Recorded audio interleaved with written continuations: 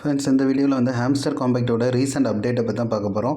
ரீசெண்டாக அவங்க வந்து ஒயிட் பேப்பர் வந்து ரிலீஸ் பண்ணியிருந்தாங்க. அதில் வந்து எல்லா டீட்டெயில்ஸுமே அவங்க வந்து மென்ஷன் பண்ணியிருக்காங்க. அதாவது எவ்வளோ சப்ளை வந்து யூசர்ஸ்க்கு வந்து கொடுக்க போகிறாங்க. கிட்டத்தட்ட வந்து ஒரு 60% ஆஃப் டோக்கன் சப்ளை வந்து அந்த டோட்டல் சப்ளைலேருந்து பிளேயர்ஸ்க்கே கொடுக்க போகிறாங்க.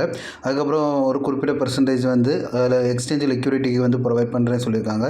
அதுக்கப்புறம் டீமுக்கு கொஞ்சம் அப்படி கொஞ்சம் இது வந்து ஸ்ப்ளிட் பண்ணியிருக்காங்க. அப்புறம் சீசன் 2ன்னு சொல்லியிருக்காங்க. அதுக்கு கொஞ்சம் சப்ளை வந்து அலோகேட் பண்ணியிருக்காங்க. ஸோ அது மாதிரி ஒயிட் பேப்பரில் அந்த விஷயங்கள் இருக்குது. அதுக்கப்புறம் சில விஷயங்களும் அதில் சொல்லியிருக்காங்க.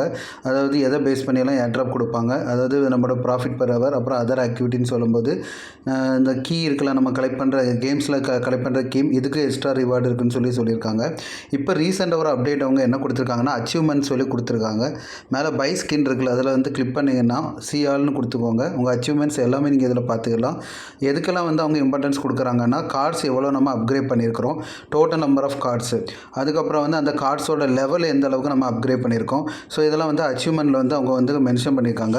இதில் வந்து ரெண்டாட்டு பிரிச்சிருக்காங்க. ஒன்று லெவல் 15, இன்னொன்று வந்து லெவல் 25. நான் வந்து இப்போது அட்லீஸ்ட் நீங்கள் வந்து என்ன பண்ணணும்னா, ஒரு லெவல் 15 வரைக்காவது கொஞ்சம் கார்ட்ஸ் வந்து அப்கிரேட் பண்ணிக்கோங்க. நான் மேக்ஸிமம் கார்ட்ஸ் வந்து லெவல் 15 வரைக்கும் தான் அப்கிரேட் பண்ணியிருக்கிறேன். அதுக்கப்புறம் வந்து எத்தனை காயின்ஸ் கலெக்ட் பண்ணியிருக்கீங்க, அப்புறம் எத்தனை பேர் இன்வைட் பண்ணியிருக்கீங்க, அதுக்கப்புறம் வந்து ஸ்கின் வந்து எந்த அளவுக்கு நீங்கள் பர்ச்சேஸ் பண்ணியிருக்கீங்க, அது எல்லாமே அவங்க வந்து அச்சீவ்மெண்ட் செக்ஷனில் வந்து கொண்டு வந்திருக்காங்க.